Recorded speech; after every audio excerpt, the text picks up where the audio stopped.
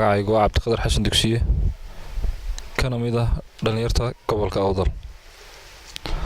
Maanta dhalinta muddooyinkii u dambeeyay kala aragtida duganeed ee isku timiday ee maantana runtii baaqa dheer uga diraysa shacbi weynaha Soomaaliland gaar ahaan gobolka Awdal.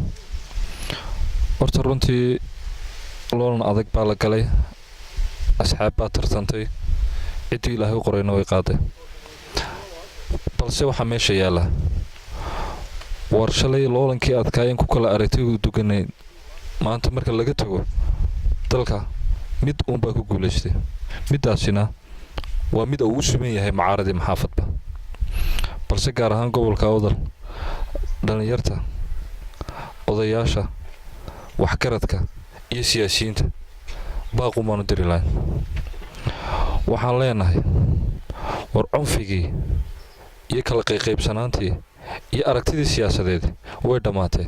maanta inaan ka tashano danaha iyo aayaha iyo horumarka gobolka Awdal uma meesha yaala, balse in reero iyo odayaal iyo caaqil iyo salaadiin intay fadhiistaan miidiyaha ay baaq dheer ugu dirayaan oo leeyaan anagu reehebel saayeelmayno taasina kulay mid horumarka dhalinta ku haboon maaha. taasina waxa leeyahay wixii oo dhan uu dhamaaday.